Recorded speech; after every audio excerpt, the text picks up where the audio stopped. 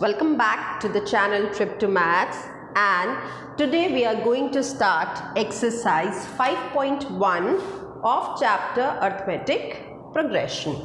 Chaliye, I'll read the question. The exercise is on page number 99 NCERT और question है, in which of the following situations does the list of numbers involved make an arithmetic progression and why?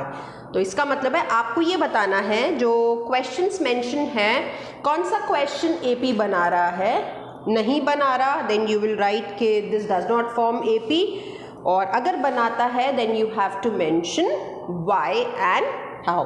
So as introduction part में हम already cover कर चुके थे कि हम कैसे पता लगाते हैं कि एपी है सीरीज कि नहीं है. That was our difference was D.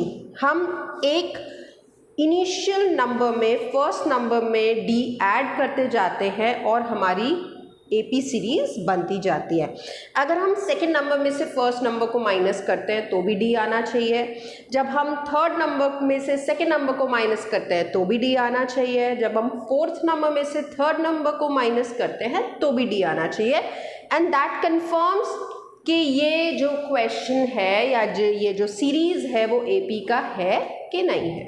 चलो अब हम ये क्वेश्चन देखते हैं और पहले देखते हैं कि ये एपी का क्वेश्चन है या नहीं है. नहीं है तो क्यों नहीं है, और है तो कैसे है. Okay. A taxi fare after each kilometer when the fare is ₹15 for the first kilometer. हम यहीं पर एक पॉज लेंगे. एंड पॉज हम क्यों ले रहे हैं, क्योंकि हमें यहाँ कुछ दिख रहा है. That is ₹15 for the first kilometre. इसका मतलब है if it is a series of AP then our a will be 15. Okay, आगे पढ़ते हैं. And ₹8 for each additional kilometre. इसका मतलब है हर नेक्स्ट किलोमीटर के लिए उसमें ₹8 ऐड हो जाएंगे. जैसे अगर हम एक ऑटो में बैठे, ऑटो वालों ने अपना मीटर घुमाया and the starting meter is ₹15. So first kilometre तक वो ₹15 लगेंगे एंड उसके बाद जितना हम आगे बढ़ते जाएंगे सो पर किलोमीटर ₹8 वुड बी एडेड. तो चलिए अब हम ये देखते हैं कि ये क्वेश्चन एपी का है कि नहीं है. अगर ये क्वेश्चन एपी का है तो हमारा डी हो गया 8.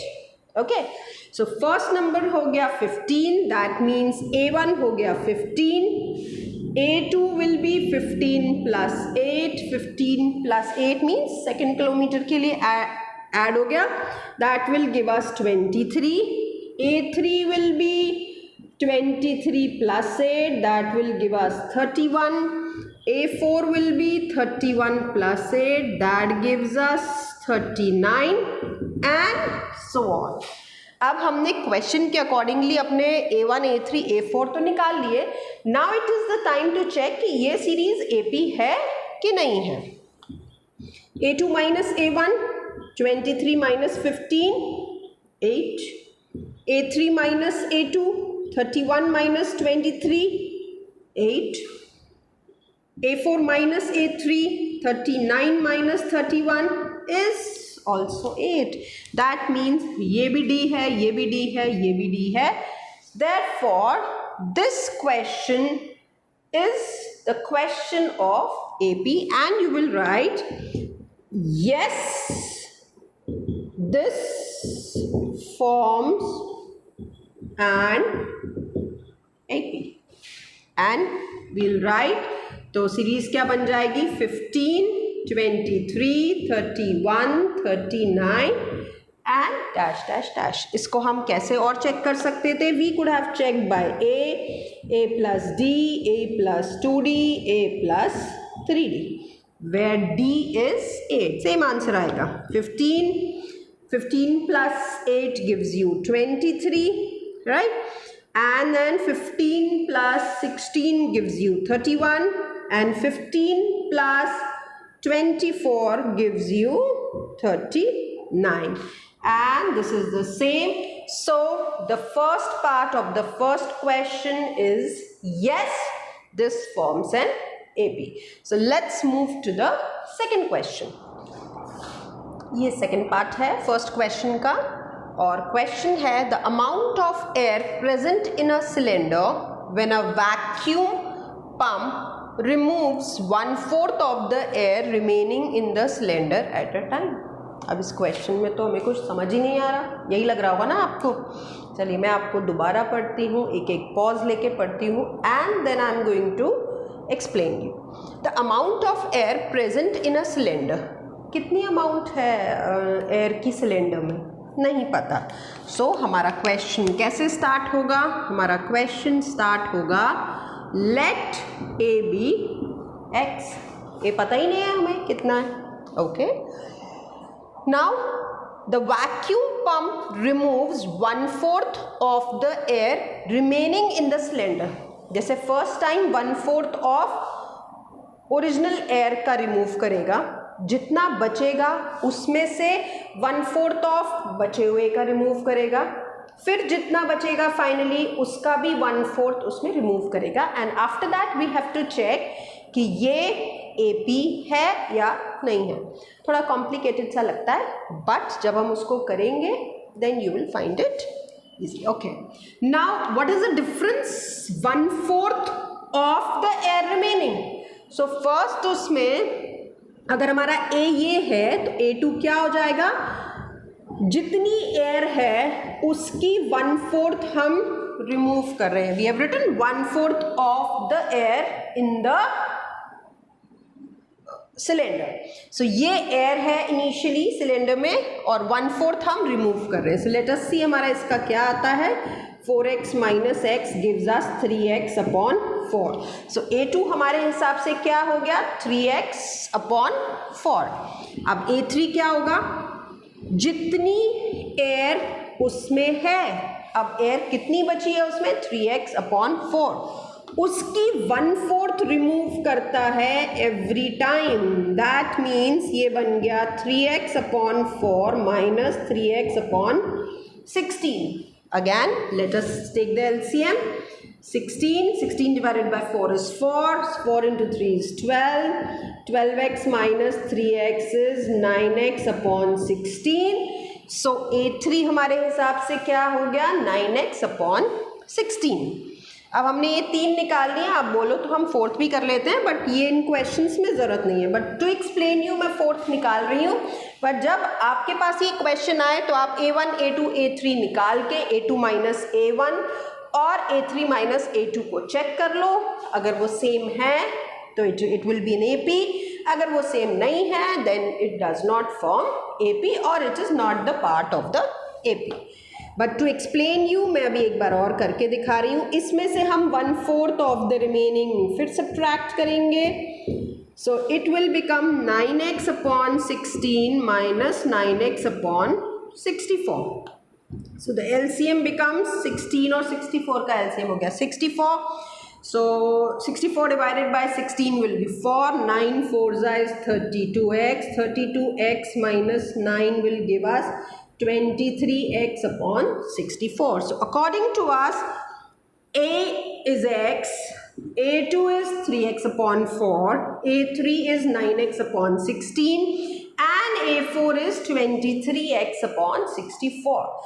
Now our main purpose is to check that if A2 minus A1 is equal to A3 minus A2. What is A2? A2 for us is 3x upon 4 minus x, and we have to see is it equal to A3 minus A2. So A3 is 9x upon 16 minus 3x upon 4. We'll take the LCM here.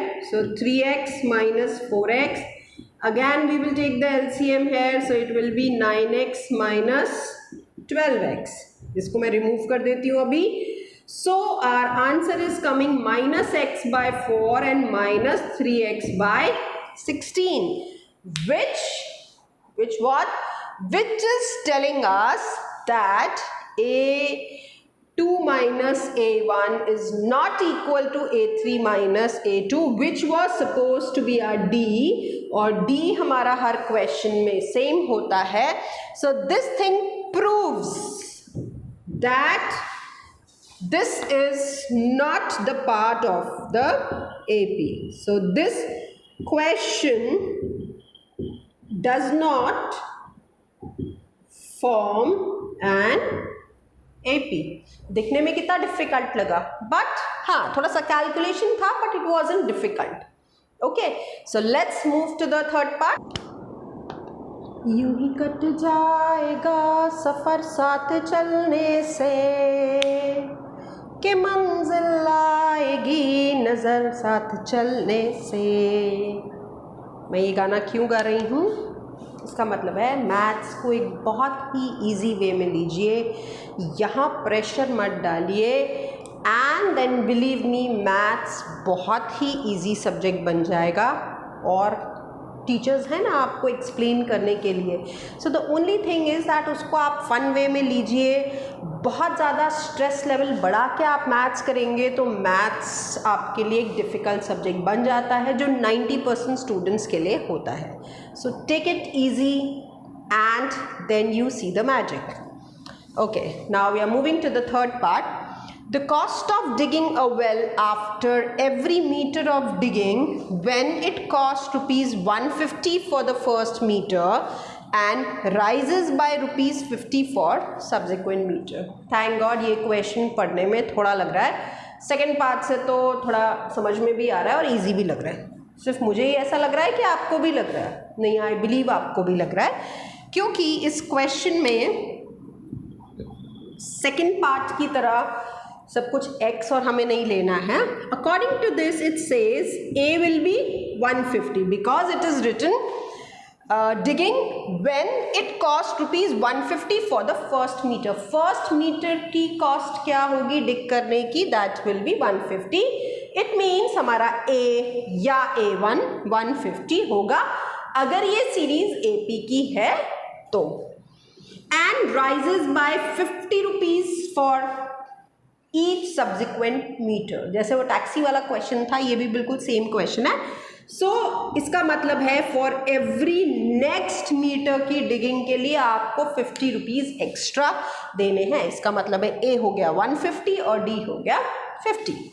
So A1 150, A2 150 plus 50 200, A3 200 plus 50 250, A4 250 plus 50 300 and जितना चलते जाओ. Okay, हमारा आ गया checking का time. A2 minus A1, 200 minus 150 is 50. A3 minus A2, 250 minus 200 again 50. सो ये भी D और ये भी D राइट आ गया. हम इसको कैसे और चेक कर सकते हैं? A plus D, A plus 2D, A plus 3D, जितना आगे चेक करना चाहें. They will be same as 150, 200, 250, 300, 350 and dot dot dot dot dot means this will carry on, and therefore we are going to write yes, this forms an AP. So is it done? हमारा third part over हो गया. So let's move to the fourth part. Moving to the fourth part, the amount of money in the account every year when 10,000 is deposited at compound interest at 8% per annum. ये कहाँ की बात हो रही है? ये बात हो रही है बैंक की. एंड जैसे मैंने बैंक में आज 5,000 रुपीज़ डिपॉजिट किए and if I am getting 8% interest, तो मुझे नेक्स्ट ईयर बैंक कितना देगा? 400 रुपीज़ इंटरेस्ट दे देगा. So that means next year मेरे पास 5,400 रुपीज़ हो जाएंगे. एंड अगर मैं बैंक में 3 इयर्स के लिए वो मनी इन्वेस्ट करती हूँ, तो जो नेक्स्ट ईयर का जो इंटरेस्ट कैलकुलेशन है वो बैंक 5,000 पे नहीं करेगा, वो कैलकुलेशन बैंक करेगा 5,400 पे, जो ऑलरेडी मेरा 1 ईयर में अमाउंट हो चुका है. And for that you have already studied compound interest and simple interest in your classes 7th, 8th and somewhat in 9th also. Like simple interest का कैलकुलेशन होता है amount into principal into time upon 100, और compound interest का calculation होता है, sorry I said it wrong, simple interest is P into R into T upon 100 and A is equal to P plus SI, गलती से A बोल गई थी, and the compound interest is A is equal to P into 1 plus R upon 100 whole raise to T। मैंने कोई foreign language में बात तो नहीं कर ली ना, ये फॉर्मूलाज आपको ऑलरेडी पढ़ाए हुए हैं, मैं तो सिर्फ यहाँ पर एक रिवीजन फॉर्म में फॉर्मूला बता रही हूँ। ओके, कमिंग बैक, ये क्वेश्चन पढ़ते से ही समझ आ रहा है as compound interest is written, इसका मतलब है कि हमें सेम इंटरेस्ट हर साल नहीं मिलेगा। फर्स्ट ईयर में मुझे 10,000 पे 800 रुपीज़ इंटरेस्ट मिलेगा, सेकेंड ईयर में मेरा जो प्रिंसिपल होगा वो 10,000 ना हो के 10,800 हो जाएगा, उसमें फिर मुझे 8% इंटरेस्ट मिलेगा, विच clearly shows that this question is not forming an AP। But हम यहाँ डायरेक्टली नहीं लिखेंगे कि क्योंकि ये कंपाउंड इंटरेस्ट का क्वेश्चन है तो ये AP का नहीं है, we have to prove, so for that we will start the question और हम करके प्रूव करेंगे दैट ये AP नहीं बना रहा है। ओके, सो फॉर दैट हम कहाँ से स्टार्ट करेंगे? For this, if it is AP, our A would be 10,000 rupees and our D is 8%। 8% बढ़ रहा है, ठीक है। 8% किसका बढ़ रहा है? 8% ऑफ 10,000 बढ़ रहा है, दैट मीन्स D हो गया 800। सो हमारा A2 क्या बन जाएगा? 10,000 प्लस 800, दैट विल बिकम 10,800। अब A3 का कैलकुलेशन कैसे होगा? A3 विल बी 10,800 पर हमको 8% का इंटरेस्ट मिलेगा। मैंने कहा था ना कैलकुलेशन बढ़ जाएगा आपका।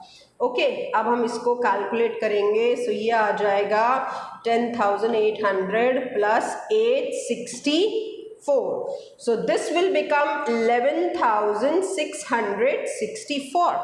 हमारा A1 क्या है? 10,000, A2 क्या है? 10,800 और A3 क्या आ गया? 11,664। हम ऑलरेडी बता चुके हैं ये D सेम नहीं आएगा, बट हम फिर भी करके दिखाते हैं। Okay, so here A2 minus A1 will not be equal to A3 minus A2, ये मुझे ऑलरेडी पता है, इसीलिए मैं अनइक्वल का साइन ऑलरेडी लगा रही हूँ। सो 10,800 minus 10,000 will not be equal to 11,664 minus 10,800. This is 800 and this is 864. Compound interest में इंटरेस्ट कभी भी इक्वल नहीं होता, ये हमें ऑलरेडी पता है। Therefore, this fourth part's answer is this question or this does not form an AP। So we are done with the first question। I hope अभी तक आपको समझ आ गया होगा कि जब आपके पास ऐसे क्वेश्चन आते हैं सामने, that when you have to tell कि ये AP है कि नहीं है, so there is only a way। A1 निकालिए, A2 निकालिए, A3 निकालिए। If A2 minus A1 is equal to A3 minus A2, that means D is equal to D, then it is a question of AP, otherwise वो question AP का नहीं है। So second question से अब थोड़ा सा interesting हो जाएगा क्योंकि ये थोड़ा सा थ्योरेटिकल पार्ट था। अब हम मूव करते हैं इंटरेस्टिंग पार्ट ऑफ करते हैं सेकेंड क्वेश्चन की तरफ। एज मैंने कहा था, अब यहाँ से स्टार्ट होता है हमारा इंटरेस्टिंग पार्ट। ये जो सेकेंड क्वेश्चन है उसमें लिखा हुआ है write first 4 terms of an AP where A is the first term of an AP and D is the common difference. वो तो हमें अभी तक पता चल ही गया है कि A और D क्या होते हैं और उन्हें कैसे निकालते हैं, वो भी हमें पता है। So we have to form AP for all these questions where A is equal to 10, D is equal to 10। So बड़ा सिंपल है। So what will be A1? A1 is equal to 10। A2 will be A plus D, that will be 10 plus 10, बड़े बड़े comma लगा देती हूँ so that you are not confused, and this gives you 20. A3 is equal to A plus 2D, that is 10 plus 2 into 10, that gives us 30. A4 is equal to A plus 3D, that is 10 plus 3 into 10, that gives us 40.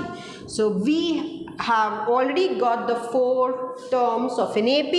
So we will write it as 10, 20, 30, 40 and dot dot dot.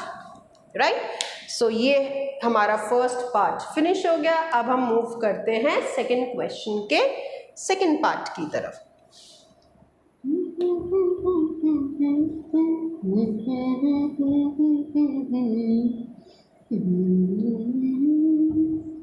Okay, चलिए, we are moving to the second part, that is a is equal to -2 and d is equal to 0. अरे d 0 होगा तो ये series आगे कैसे बढ़ेगी? अब है, so let us do with that only. हमें पता है a1 भी वही होगा, a2 भी वही होगा, a3 भी वही होगा, क्योंकि हम 0 ही तो ऐड कर रहे हैं इनमें. Okay, a1 is -2, a2 is a plus d, so it will be -2 plus 0. ये भी आ गए -2. अब a3 will be a plus 2d, so -2 plus 2 into 0, -2 plus 0, फिर आ गया -2. so अब a4 will be a plus 3d. a plus 3d में क्या हुआ? वही -2 plus 3 into 0. anything multiplied by 0 will obviously remain 0. so -2 plus 0 is -2. so हमारी ये AP क्या बन गई? कितना अजीब सा क्वेश्चन है. ऑब्वियसली जब d 0 है तो सीरीज में कुछ मूवमेंट होगा ही नहीं. सो ये हमारा AP क्या है? -2, -2, -2 एंड -2. सो सेम है. चलिए आगे बढ़ते हैं.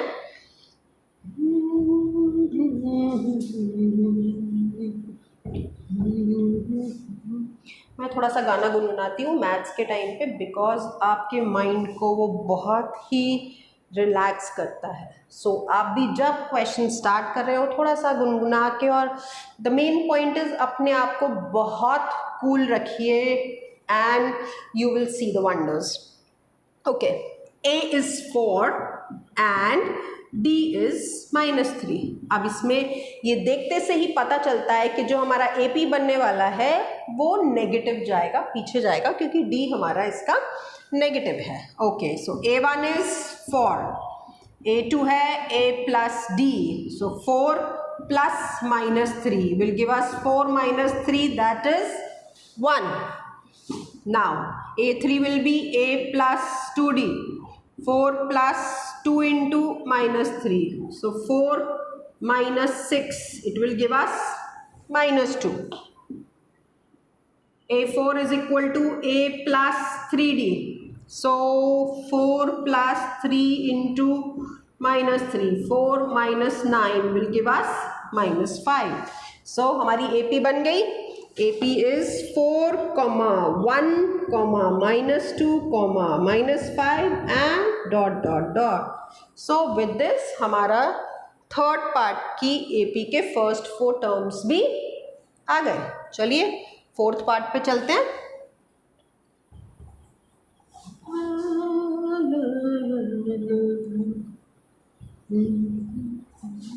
Okay, moving to the fourth part. A is -1 and D is 1/2. D तो फ्रैक्शन में आ गया, कोई बात नहीं, बचपन से फ्रैक्शन सीखा तो है, ऐसे कौन सी वो हो गई. Okay, A1 is -1, A2 is A plus D, so -1 plus 1/2. LCM तो निकालना ही पड़ेगा. 2 minus 2 plus 1 gives us -1/2. चलिए आगे बढ़ते हैं. A3 is equal to A plus 2D, so A3 is -1 plus 2 into 1/2. ये कैंसिल हो गया. -1 plus 1 is equal to 0. Okay, चलिए अब हम A4 निकालते हैं. A4 is equal to A plus 3D, so -1 plus 3 into 1/2. So -1 plus 3/2, again LCM लेते हैं, सो -2 प्लस 3 इज इक्वल टू 1/2। सो आ गए हमारे A1, A2, A3, A4। सो क्या हो गए हमारे first 4 terms, -1, -1/2, then 0, then 1/2, dot dot dot। These are the first 4 terms and if we want, इसी तरीके से हम आगे और terms को निकाल सकते हैं। इजी है ना? AP is the most interesting and easiest chapter of 10th। Teachers के हिसाब से तो वैसे सारे इजी होते हैं, बट बिलीव मी आप लोगों के लिए भी ईजीएस्ट एंड सबसे ज़्यादा स्कोरिंग चैप्टर है।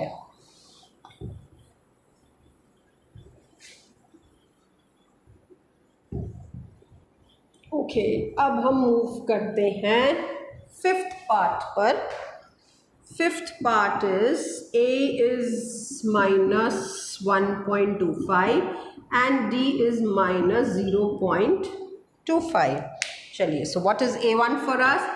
A1 is equal to -1.25, A2 is equal to A plus D, so -1.25 plus -0.25, so that will give us -1.25 minus this, so it will give us -1.50। चलिए, moving to A3। A3 is A plus 2D, so it will be -1.25 plus 2 into 0.25, 2 into 0.25 will give us 0.50, so it will become -1.25 minus 0.50 is giving us -1.75। चलिए, let us move to A4। A4 is equal to A plus 3D, so -1.25 plus 3 into -0.25 plus minus हो ही जाता है, -1.25 and -0.75 gives us -2। आ गए हमारे चारों terms, A1, A2, A3 and A4। सो हमारी AP बन गई, -1.25 is A1, -1.50 -1.75 and -2 and dot dot dot। With this we are done with the second question also, and with this I am ending today's session. In next session we'll be doing more questions of this exercise.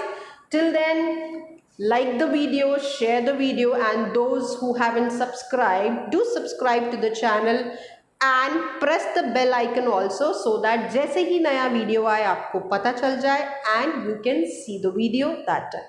Okay, till then, bye bye, see you in the next video।